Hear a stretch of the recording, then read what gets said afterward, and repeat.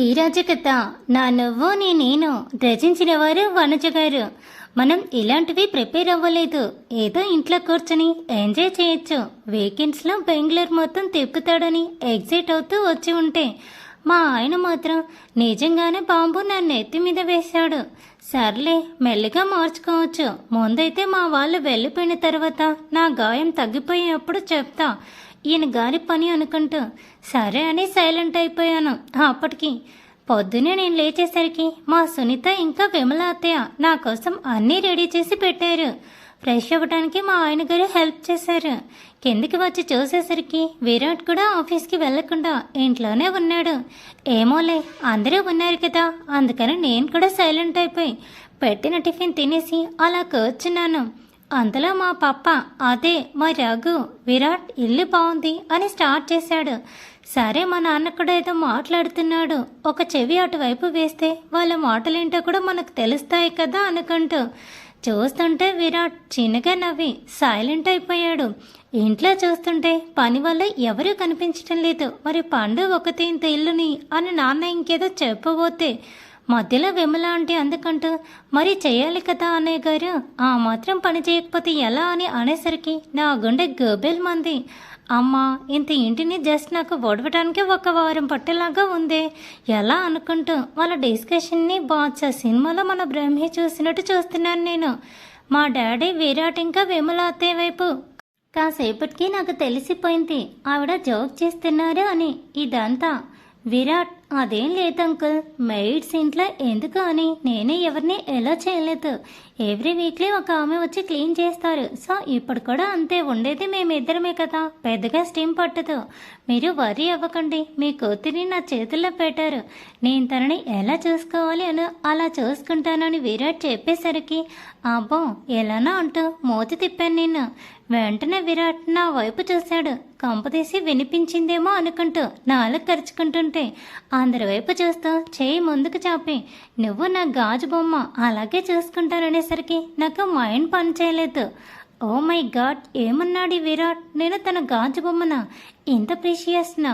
విరాట్కి నేను తలుచుకుంటేనే నాకు మాటలు రావట్లేదు. అలా షాక్ అయి విరాట్ వంక చూస్తూ ఉంటే లేచి నా దగ్గరికి వచ్చి ఫోర్ హెడ్ మీద కేస్ చేసి చక్కా రూమ్లోకి వెళ్ళిపోయాడు. అమ్మో, ఇప్పుడు వీళ్ళందరి మధ్య నేను ఖైమా అయిపోవడం ఖాయం. వాళ్ళ చూపులు చూస్తుంటే నాకు సిగ్గుపడాలో భయపడాలో అర్థం కాక నేను కూడా విరాట్ వెనక్కి కొంచెం ఫాస్ట్గా వెళ్ళిపోయాను. కానీ నాకు వాళ్ళ నవ్వుల శబ్దాలు వినిపిస్తూనే ఉన్నాయి. ఇంకా సిగ్గుతో చచ్చిపోయాను. నేను మెల్లిగా స్టెప్స్ ఎక్కుతూ మా రూమ్కి వెళ్ళి, అదే మేమున్న సెకండ్ ఫ్లోర్ రూమ్కి వెళ్ళి ల్యాప్టాప్తో కాపురం చేస్తున్న మా ఆయన బొగ్గ వేలితో పడుస్తూ, ఓయ్ కింద ఏంటి అందరి ముందు అలా చెప్పేశావు, కొంచెం కూడా నీకు ఏమనిపించలేదా అని నేను కాస్త కోపంగా ఉన్నట్టు అడిగాను. అంటే అలా చెప్పినందుకు లోపల నాకు గర్వం చెప్పలేనంత హ్యాపీనెస్ ఉందనుకోండి, అది వేరే విషయం. కానీ ప్రజెంట్కి విరాట్ని మాత్రం సీరియస్గానే అడిగాను. వెంటనే నన్ను ఒళ్ళోకి తెచ్చుకుంటూ నా పిల్లను నేను ముద్దు పెట్టుకోవటానికి నాకెందుకు భయం సిగ్గు చెప్పు. కింద ఉన్న ఇద్దరు పేర్స్ ఇలాంటివి ఎప్పుడు చేసి ఉండరా? You are my right, so I don't have limit అని చెప్పి చిన్నగా నుదురు ఢీ కొట్టేసరికి ఆయన గారి లాజిక్కి మాట్లాడలేకపోయాను నేను. సాయంత్రం అవుతూ ఉండగా అందరూ కలిసి బయటికి వెళ్దామని డిసైడ్ అయ్యారు. నన్ను మాత్రం ఇంట్లో వదిలేసి ఏమన్నా అంటే నీకు బాగాలేదు అంటారు. ఇదేమైనా న్యాయమా అసలు? మామయ్య గారు వాళ్ళు కూడా ఎప్పుడు చూడలేదంట.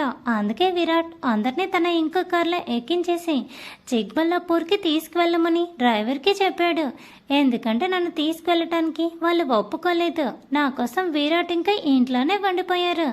ఉన్నది నేను మాత్రమేని నేనేం చేస్తానో ఇక. అందుకే విరాట్ ఆర్డర్ పెట్టేసరికి శుభ్రంగా తినేసి బబ్బున్నాము.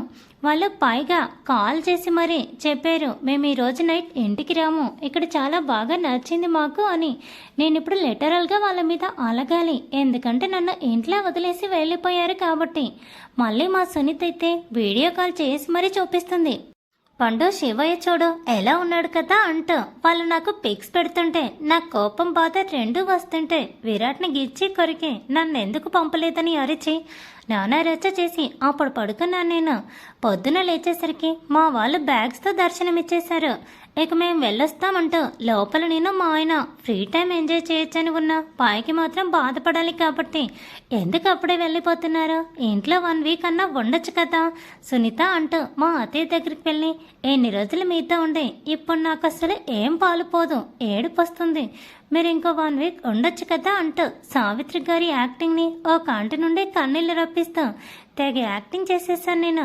నా యాక్టింగ్ మెచ్చి అత్తయ్య వండిపోదామని డిసైడ్ అయ్యేలోపు మామయ్య గారు, విమల నీ కొడుకుని చూసుకుంటూ నువ్వు ఇక్కడే వండిపోవాలి అనుకుంటున్నావేమో, నాకక్కడ ఫుడ్కి చాలా కష్టం అవుతుంది కదా, నీ కొడుకుని చూసుకోవటానికి నా కోడలు తోడుగా ఉంది అనేసరికి అత్తయ్య కింద పెట్టిన బ్యాగ్ని మళ్ళీ చేతుల్లోకి తీసుకుంటూ జాగ్రత్త పండు అని నాకు చెప్పి జాగ్రత్త అంటూ విరాట్కి చెప్పి ముందే వెళ్ళిపోతే మా సునీత విరాట్ దగ్గరికి వెళ్ళి, బాబు ఎన్ని రోజులంటే చూడటం మేము అందరం ఉన్నాం కాబట్టి నిన్ను కొంచెం తక్కువ ఇరిటేట్ చేసింది, కానీ ఇప్పుడు మేమెవరం ఉండటం లేదు, మొత్తం కక్షని మీద తీర్చుకుంటుంది, ఎలా వేగుతావో ఏంటో జాగ్రత్త అని చెప్పేసరికి నా ఒళ్ళు మండి మమ్మీ కార్ స్టార్ట్ అయిపోయింది అని చెప్పేసరికి ఫాస్ట్గా వెళ్ళిపోయింది మా సునీత.